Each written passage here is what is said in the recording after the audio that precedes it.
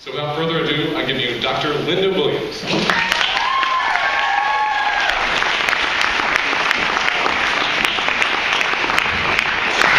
Thank you guys all so much. It's really an honor to be here. It's just a great, I think that the IB kids and the Fishers High School has planned this event, and I'm really honored to be your first TEDx speaker. So, I'm going to be talking about the long winding road of mistakes in stroke research. So first of all, let's start out with some definitions. What is a stroke? The most important thing to know is there are really two kinds of stroke. One is an ischemic stroke. That's caused when the blood clot blocking the blood vessel goes to the brain. That's about 87% of all strokes, so that's by far the most common type. Then there's hemorrhagic strokes that are caused when the blood vessel bursts and leaks blood around the brain or into the brain. That's about 13% of all strokes. So when I say stroke tonight, I just want you to know I'm talking about ischemic strokes, that most common type. And stroke, in fact, is very common. It's a little dark, but I'd like to see with a show of hands how many of you have a family member, a friend, or a personal story or experience with stroke. Lots of hands going up, right? Stroke is very common. We've probably all seen it in someone that we love. Stroke is very common worldwide. About 15 million people every year in the world have a stroke. It's very common in the U.S. also. About 800,000 Americans have a stroke every year, and about 130,000 die. It's the fourth leading cause of death in the United States. And stroke is not distributed equally across the country.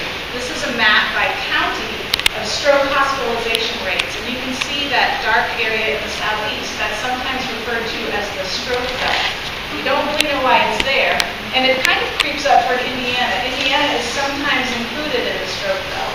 So stroke risk is not the same. Part of it depends on where you live and what your culture and your habits are, so it's even more common in certain areas of the United States than others. And finally, stroke is a problem for women. Most women don't think about stroke. They think about worrying about breast cancer, and that's an important thing to worry about. But actually, because women live longer than men, stroke risk increases with age. More women every year than men have a stroke. So it's a problem for women to be aware of too. So if stroke is so common, and we all know what it is, and there are millions of people every year having strokes, you'd think that by now, with medical science being what it is, we would just have a medicine cabinet full of things that we could pull off the shelf and give to patients when they're having stroke to try to make their outcome better. Perhaps our problem is we've got so many things to pick from, we just don't know what to do. Well, that's not quite the case. It's not quite as bleak as this. There is one treatment that's been FDA approved for acute stroke. It's called TPA, or Alteplase. It works by dissolving blood clots, so it's given to that most common type of stroke that I talked about, the ischemic stroke patients. But it was developed and FDA approved in 1996. That's a long time ago. And just so you all know how long ago that was, that's what I look like. And that's my son Elliot, who's now a freshman at Purdue. And maybe that was my daughter Claire, who wasn't a formula. So it's been a long time since we had a new treatment for stroke. Why has there been a failure to develop these new treatments? Have we all just been sleeping on the job? No. I'm going to talk about some of the reasons why this has been a big failure in my own research as a stroke researcher and for the stroke research community at large. One problem is that acute stroke treatments are really considered orphan drugs. An orphan drug is when a condition is so rare that the pharmaceutical company doesn't feel that it is going to be cost effective or reasonable for them to develop medicine to treat such a rare condition. So how can that be true for stroke? I just told you how many strokes we have.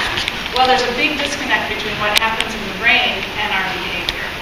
When a stroke happens, the very core of that stroke that loses blood supply, the brain cells, those neurons begin to die within minutes.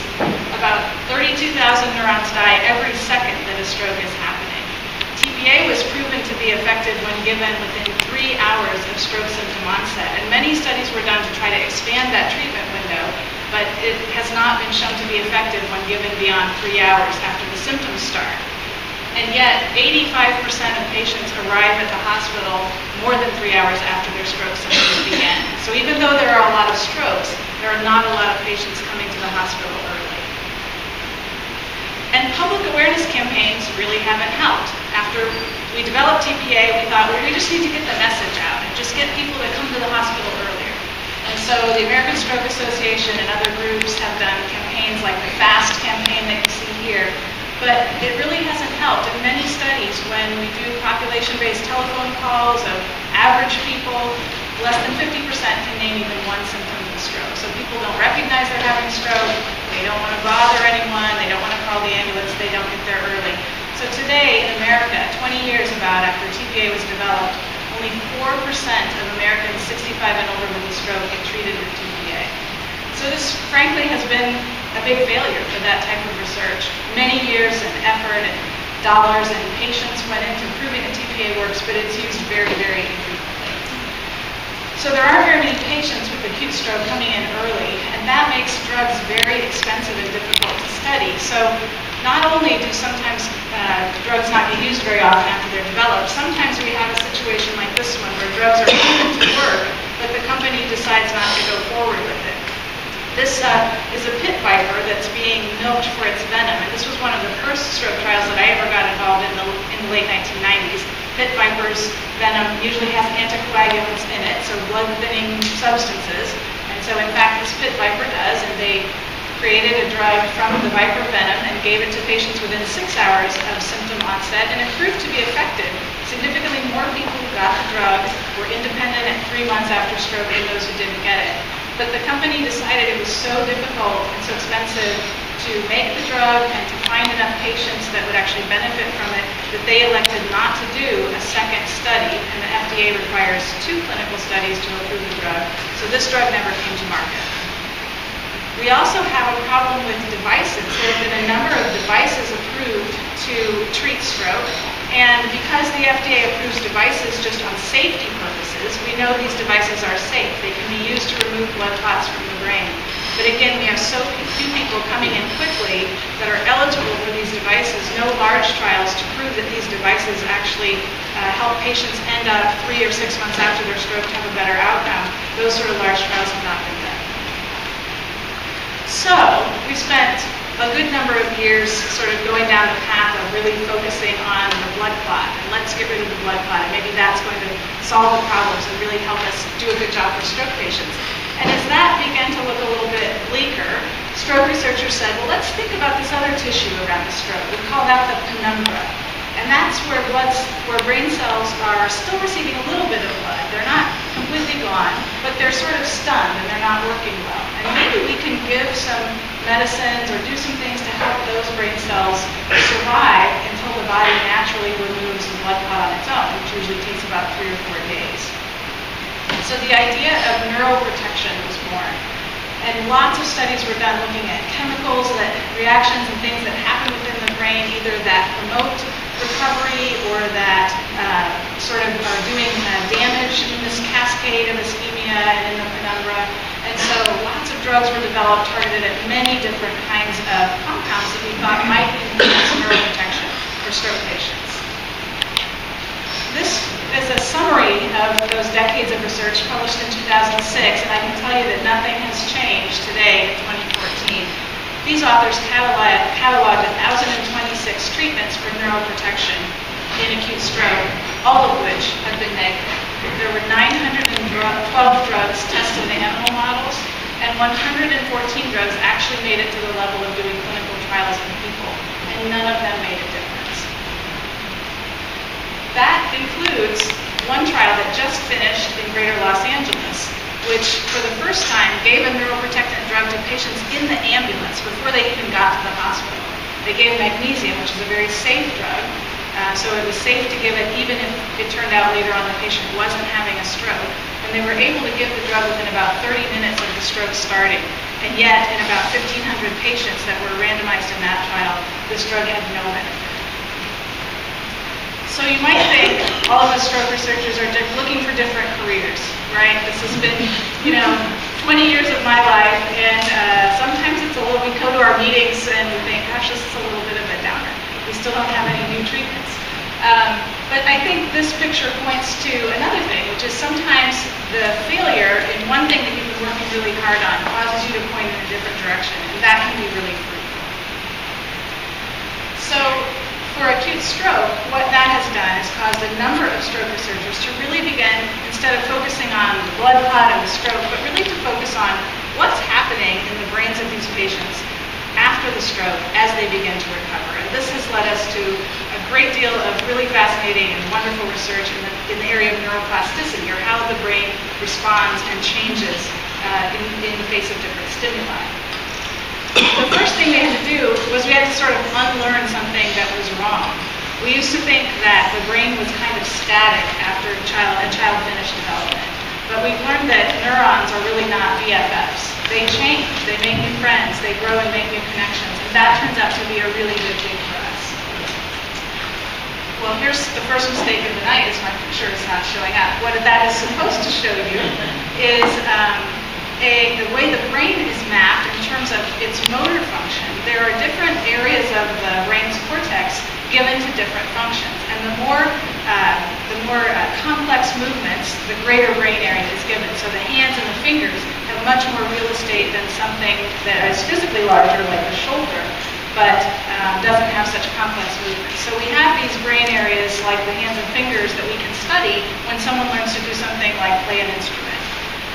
And so here's a functional MRI that shows that when a person's learning to play an instrument, the areas of the brain that actually govern the movement of the fingers get larger, and they begin to have more activity.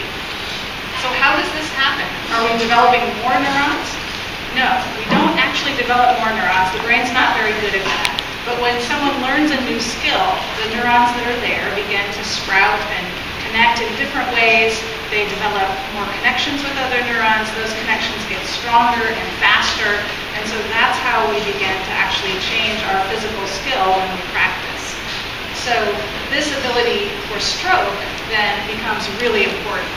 So when someone has a stroke, they may drop out certain neurons. Those neurons are gone. They're dead. They've been killed by the stroke. And this really isolates other areas of the brain.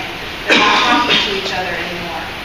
But when that sprouting begins and recovery begins, the brain cells begin to reach out and connect and sort of make those new connections again that used to be present before the stroke. And that essentially is what's happening when neuroplasticity happens in the brain. So this has led us to some very long and varied paths to study recovery. And it's really led us to examine some of the things we used to believe about stroke and learn that they aren't true. One of the first things that patients are often told after they have a stroke is that they'll continue to recover for about 3 months, and then they kind of hit a plateau. And we've learned from a number of studies that that is just completely wrong. The first person that told me that was a stroke survivor. She said, I noticed that all these studies only follow people for about 3 or 6 months. And you know what? I've kept improving for a lot longer than that, and she was absolutely right. We found that when we give dedicated therapy to patients, even years after stroke, they do continue to recover, and their brain continues to exhibit the ability to be plastic. This means that a large number of therapies that we've used before but not really understood how they work have been able to become part of our clinical research and our clinical armamentarium for really helping patients improve. Things like traditional physical therapy, therapy done with a robot and a computer, putting patients on a fancy treadmill where their weight is supported and they can begin to learn to walk again, and even things that were once considered non-traditional, like yoga. All of those things stimulate brain plasticity after stroke and help patients recover. And there's a lot of research going on now trying to understand how we can target those therapies better and what we can do to enhance the ability of those therapies to help our patients. So after 20 plus years of doing stroke research and a lot of failed experiments of my own and my friends, I think it's really fascinating that as we look at our response as researchers to failure, we're really also finding wonderful parallels to what the brain does in response to failure. I think whether you look at failure from the perspective of a researcher with a failed experiment, or a stroke patient that's trying really hard to recover, or a neuron that all of a sudden doesn't have blood supply anymore and has to respond, there are a number of common successful responses that we can make. And I like to say it's good to be plastic. What we can do is it's very good for us to keep trying and keep working even when things are difficult. It's really good for us to be stimulated to reach out and make connections with other people, even when that good for us to find a different way to do things, and it's very good for us to learn something new. And after all, I think responding to failure by learning to do something new really is what living is all about. Thank you very much.